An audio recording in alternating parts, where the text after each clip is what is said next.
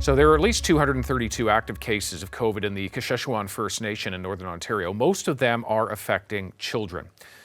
About 1 in 9 people have been infected in that community, and it is a community located on the arm of James Bay in Northern Ontario. We spoke to Indigenous Services Minister Mark Miller earlier in the program.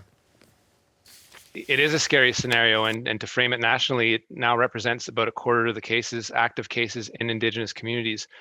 The outbreak is largely among the unimmunized, that's to say a younger segment of the population and a few others that haven't had the occasion to get a vaccine. So that's 18 and under, and then critically the 12 and under group that aren't eligible yet. This is a warning signal for any population with large youth segments. Leo Friday is the chief of the Kashechewan First Nation, and he's with us now. Chief Friday, thank you very much for taking some time. I can only imagine how busy it is, and our thoughts are with your community right now. Can you just tell me what is the situation like?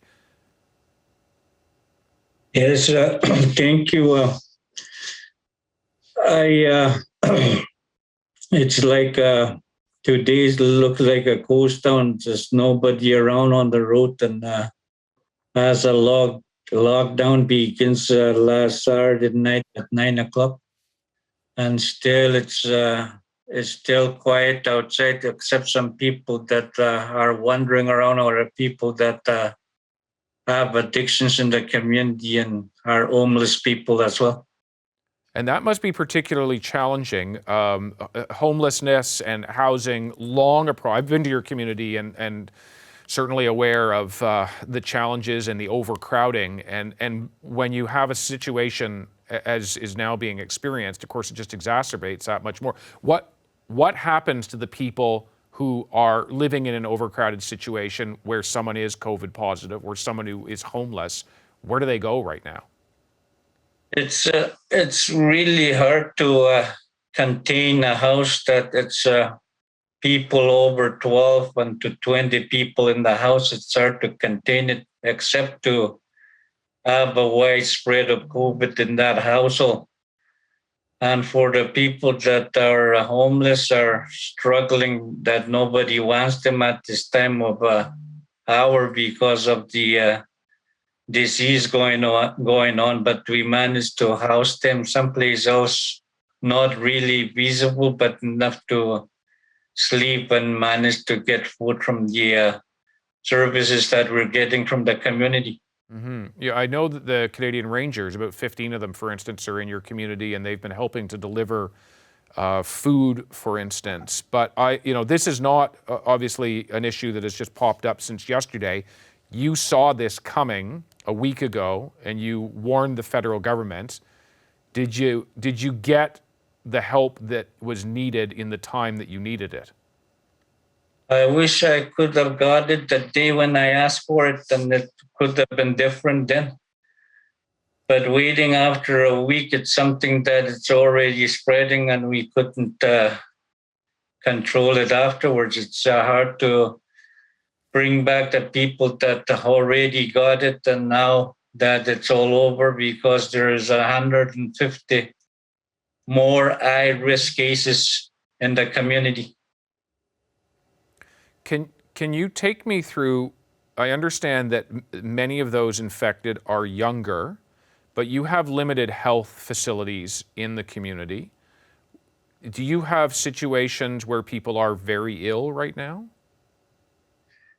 Yes, for those people that are very ill, were transported out to Kingston and one to Sudbury. And the Sudbury one is very critical. I don't know what's going to happen. Unknown, as a doctor just called me this afternoon about him, and he's in critical condition because he's in breathing machine and full oxygen on him. But I don't know what's going to happen after. Even the doctor didn't tell me what the verdict will be. So, in terms of the Kingston patients, I think they are stable and a little bit better, but I don't know. But I think they need to be in the hospital still. Chief, I look at what's happening in other parts of the province, other parts of Ontario. There are people going out to patios and having drinks, and there's people going inside stores. And your community is in a very serious situation. What is the help that you need to stop what's happening now? We need to deal with the housing, overcrowding housing. We need to separate COVID from positive to negative. That's what I feel I should have done at the beginning, but I didn't get that support when I asked for it. Mm-hmm. I wish I could have got it, and I would have saved a lot of souls in terms of getting the COVID virus. So with that, for now, I will begin maybe to separate those people that are overcrowded as we begin to do our having some kind of tent city up at the open area. Where do you put them, Chief? Because I mean, we keep talking about overcrowding having been a long-standing problem and transmissible disease in an overcrowded situation, even before COVID was an issue in many First Nations, including your own.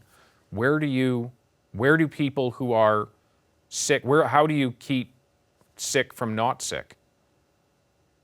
Right now, we're putting them in the homes where people are sick and not sick. But in the near future, maybe in 5 days later, we'll be able to have some tents where we could put people that are not sick and place the ones in other place, what we call a quarantine station. Chief Friday, thank you very much. And our thoughts, certainly, best of luck to your community. Hopefully this will be resolved quickly. We all hope for that. Thank you. Thank you. Hi, I'm Vashi Capellos, host of Power in Politics. See more of our show by subscribing to the CBC News channel or click the link for another video.